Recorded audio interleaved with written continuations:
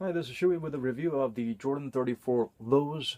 I've been waiting a long time for this, and the normal 34 version had some positive aspects to it, but it has some fatal flaws that made me try to make some adjustment to the shoe, but it didn't work out. And it had some promises, but it didn't work out. It didn't fit me. It cut into worst part of the 34 was that they had this. Let me show you the normal 34 version. This little part, this part is extremely sharp and hard, and as you can tell, your ankles are gonna be right there. So your ankles are gonna get cut and bruised and battered by this unique setting. So I even tried to carve them out a little bit, but even if you carve them out, they still manage to find a way to pinch. So this was a fatal downside to it. I even had to put some layers of fabric around it to work around it, and then it was manageable. But it's pretty annoying when you pay, an arm and a leg, and then you still have to sacrifice a pair of socks to provide basic comfort. So that was a little disappointing. Thankfully, the low version rectified that inadequacy by completely lowering the heel cup here. So your ankles will be here, unless you have a very unique and bizarre physical structure. You should not have any trouble with the edges pinching into. And there is no edge if you look closer to it. It's very well padded, so there's no pointing out edges that point out to try and cut you. The heel cup is underneath these thick padding, so it is very comfortable, and you can lace them up. And the heel cup actually does a better job than the normal or the ordinary version, because instead of being high up here, it's hugging you here, clutching your ankle or your heel a lot better. So, and there's a lot more sturdy padding on top around here where it's needed. So it's great. So well done, Nike. Well done, Jordan Brand. I'm so glad you made these changes. I love the colorway. It's kind of a white iridescent with lots of 3M Scotch material for these little knobs, and also at the heel. The upper material, I don't know what I should call it. It feels like something plasticky, synthetic, sort of like a thinner, more transparent kind of material that used to be used when they had the initial fly wire system, where they had the wire fused with this type of a plastic coating, but a lot thinner and a lot more breathable. It's a little bit of a change in terms of design with the toe box here area. So somehow this leather patch might have added to the weight, because the low version for a size 9.5, it weighs 400 grams. The normal version weighs about 390. So there's a 10-gram difference possibly. The only change I see is this. I thought it would be lighter, but maybe something when the toe cap made it heavier, or maybe it's the upper material. Definitely this version had a lot more lightweight material surrounding the upper.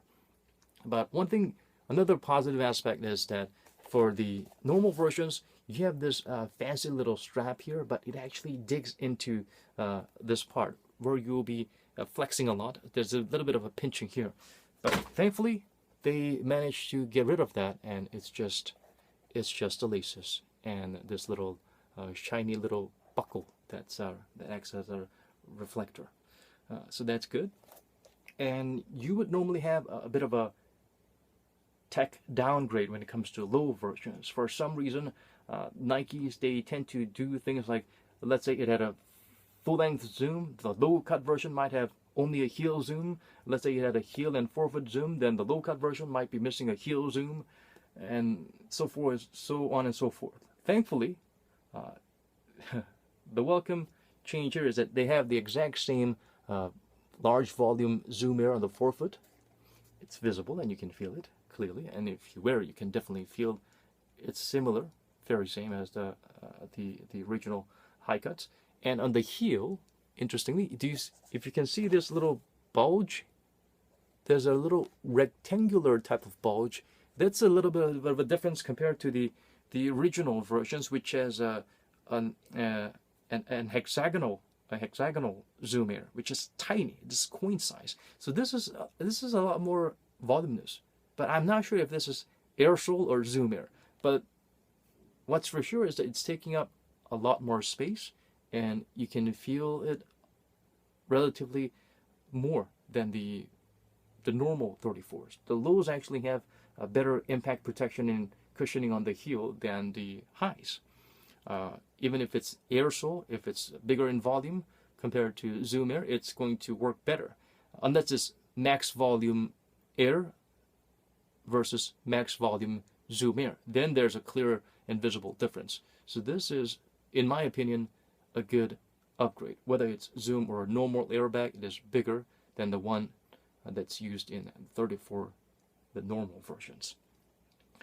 The Eclipse plate is still a bit of a problem for me because I like the fact that they hollowed out and they tried to make it lightweight and they tried to provide a little bit of a torsion and spring to your step.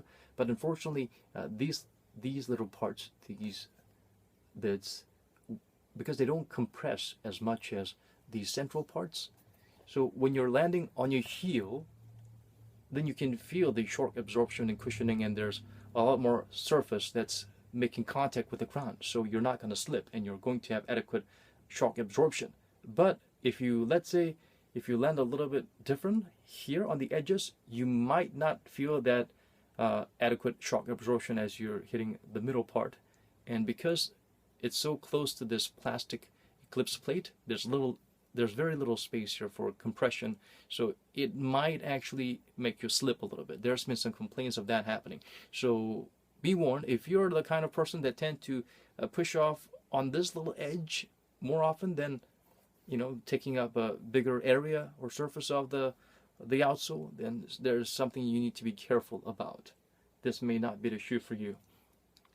Another positive aspects of the Low is that for the normal versions, I felt that there's a bit of a disconnect between the midsole, the insole, and especially around the toe area. It didn't feel like there was there was adequate cushioning around the toe area. I mean, you can feel the zoom, but then around the toe area, there was a bit of a stitching, sharp stitched areas that will kind of give you blisters if you wear it for a prolonged period of time. But for this, they managed to get rid of that. Even if they use the same Ortholite insole, it actually works better, and there are no discomfort or, you know, stitches to stick out and poke you or give you blisters.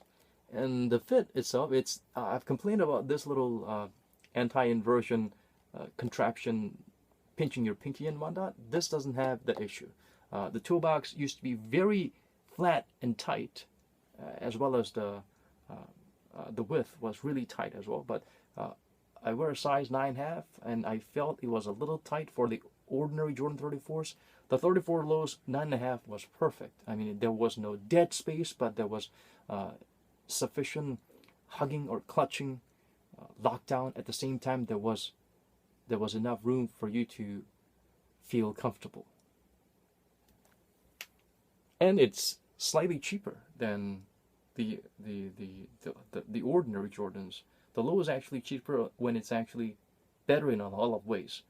So yeah, I would not hesitate to get the Lows if you have the chance.